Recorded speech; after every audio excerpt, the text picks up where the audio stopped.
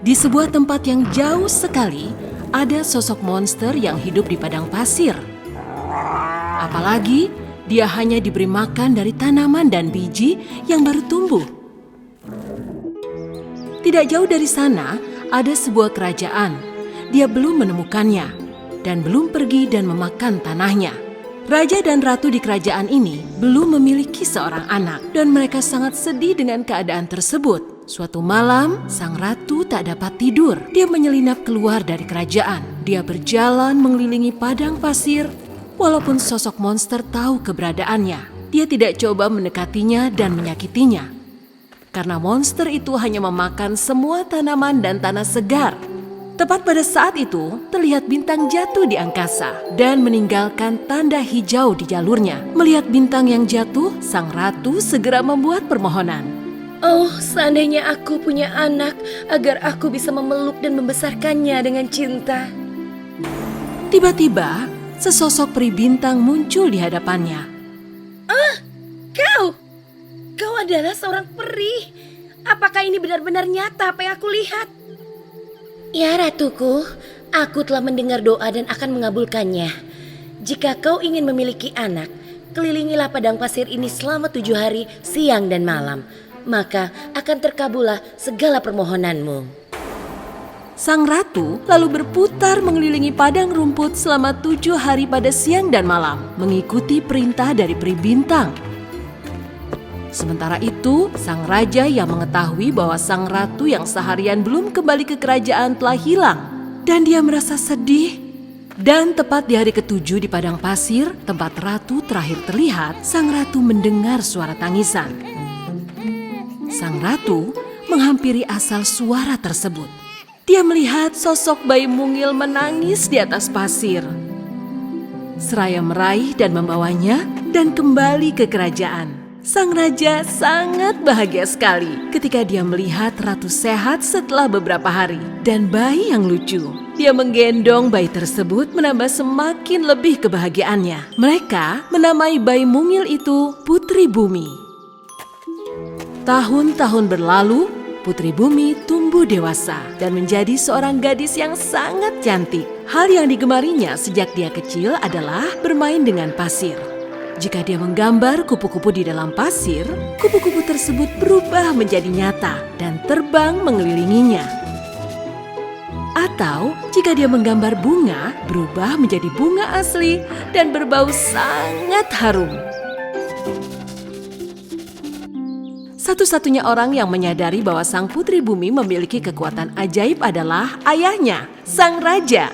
Namun dia tidak mengatakan pada siapapun mengenai kekuatan sang putri agar tidak ada bahaya menimpanya. Suatu hari, ketika orang-orang menanam tanaman baru, hidung monster gurun itu mencium bau yang tajam.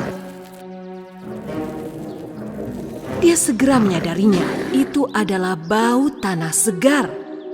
Saat dia memikirkan pohon muda yang lezat dan biji-bijian yang akan ia makan, dia tidak bisa menahan dan dengan cepat mulai bergerak ke arah bau itu.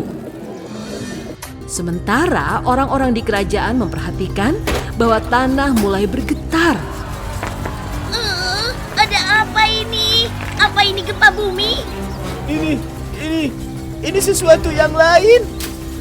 Menyadari tanah yang bergetar, sang raja dan ratu juga bergegas keluar dari balkon istana dan melihat monster gurun di kejauhan. Di bawah tanah bergerak menuju kerajaan.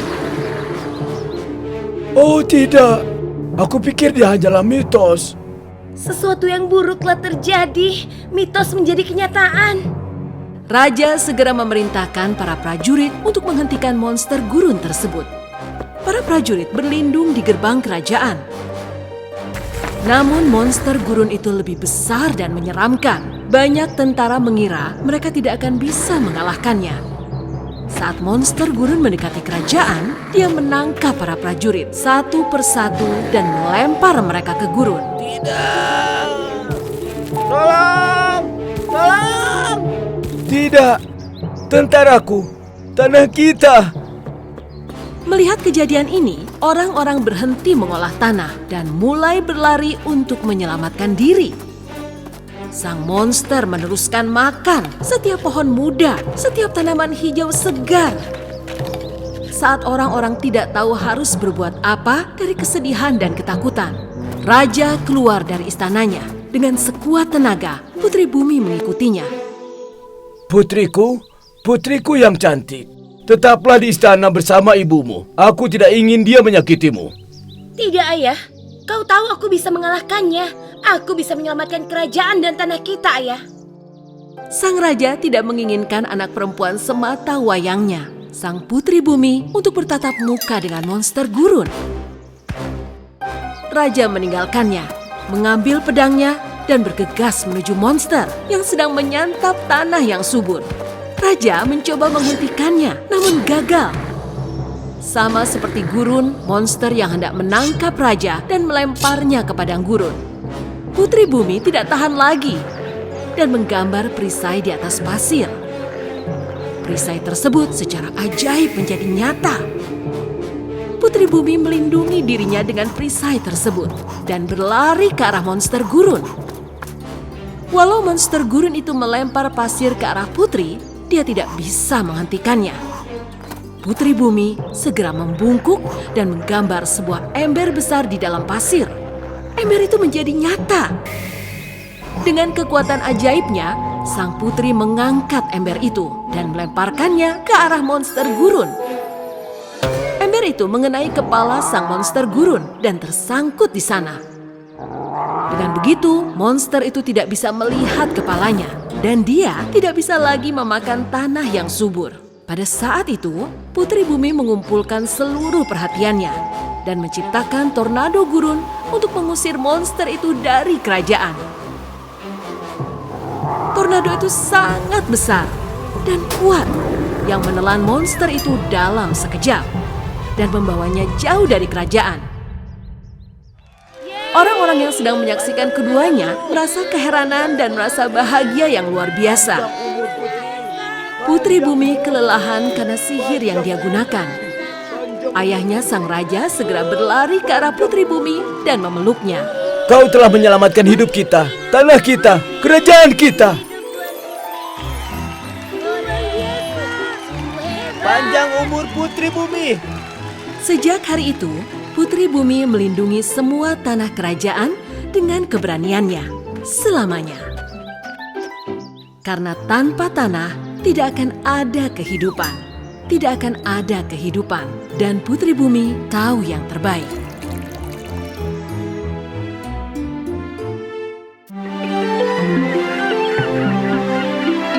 Ada sebuah kerajaan yang sangat megah di kedalaman laut yang luas. Putri dari kerajaan itu bernama Arya.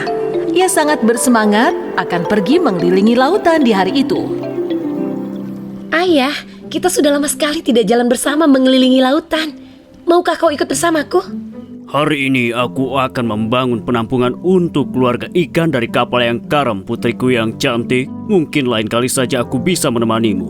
Kalau begitu aku akan membantu saat aku kembali. Putri Duyung kecil itu berenang menuju kedalaman lautan. Sekumpulan ikan kecil yang takut dan keluarga kura-kura melewatinya. Hei, ada apa? Kalian menghindar dari apa? Lari putri, lari! Gerbang yang besar itu menarik semuanya ke dalam. Putri Duyung itu membuat gelembung besar untuk melindungi dirinya dan segera berenang dengan cepat menuju sebuah gerbang misterius. Ia sangat terkejut melihat bahwa gerbang itu benar adanya. Sebuah gerbang yang tertutup di dalamnya lautan. Ketika ia sedikit mendekat, gerbang itu tiba-tiba terbuka dan pusaran besar menarik Putri Arya. Arya menemukan dirinya berada di lautan yang sangat berbeda. Ikan-ikan dan koral di sini tak berwarna, dan airnya sangat kotor dan keruh. Ketika Arya kembali ke gerbang itu, ia terkejut. Pusara tak ada lagi, dan gerbang misterius itu menghilang. Ia melihat bintang laut di balik bebatuan. Ia segera menghampiri. Halo, bintang laut. Sepertinya aku tersesat. Bisa kau bantu aku? Was für ein Ding bist du? Wir verstehen nicht, was du sagst. Melihat manusia laut pertama kali dalam hidup mereka, membuat bintang laut ketakutan dan bersembunyi di balik batu. Sementara itu, sang putri duyung tak memahami mengapa bintang laut lari darinya, karena mereka berbicara bahasa asing yang tidak ia mengerti. Tak lama kemudian, ia melihat sebuah lobster yang pucat dan kelelahan menghampirinya. Hei, lobster! Sepertinya aku tersesat. Bisakah kau bantu aku? ¿Sí? No entiendo lo que estás diciendo. ¿Y qué eres? ¿Un humano o un pez? Spójrzcie tutaj! Nigdy wcześniej nie widzieliśmy takiej dziwnej ryby. Oh, maaf. Aku tidak mengerti bahasa kalian, ikan kecil. Lalu bagaimana caranya kita berkomunikasi? Putri duyung Arya mencoba menggunakan isyarat tangannya untuk minta tolong. Tetapi lobster itu sangat ketakutan dengan gerakan isyarat tersebut. Dan ia segera berlari meninggalkannya. Ketika putri duyung kecil itu memutuskan untuk berenang ke daratan, ia melihat ikan buntal di kejauhan. Ia berenang menghampirinya dengan cepat dan meminta pertolongan. Tolonglah aku ikan buntal. Aku tersesat dan tidak bisa kembali. Oh, are you see person? Aku tidak mengerti apa yang kau bicarakan. Aku tak akan menyakitimu, jangan khawatir. Ketika Putri Arya mengulurkan tangannya ke ikan buntal itu panik sesaat dan menggembungkan siripnya yang beracun. Dan siripnya tersentuh oleh putri duyung kecil itu. Sang putri duyung jatuh lemas di tempat dan tenggelam ke dasar air dengan mata yang tertutup. Waktu telah berlalu. Poseidon, sang raja laut, mencari-cari anaknya Arya yang belum kembali ke kerajaan selama berjam-jam. Teruslah cari di lautan. Ketika putri duyung kecil sadar kembali, ia membuka matanya. Di rumah ubur-ubur tua itu sedang menunggu di samping Arya. Akhirnya kau kembali sadar. Akhirnya ada makhluk yang menggunakan bahasa yang sama denganku. Terima kasih telah menyelamatkanku. Ubur-ubur tua mengatakan pada Arya bahwa ia juga mengalami hal yang sama. Datang di bagian laut itu bertahun-tahun yang lalu. Dan lalu tak bisa kembali. Itu sebabnya aku belajar semua bahasa di sini. Tapi aku tidak punya kekuatan untuk membuat tempat ini menjadi lebih indah, Putri Duyung. Aku tahu harus bagaimana.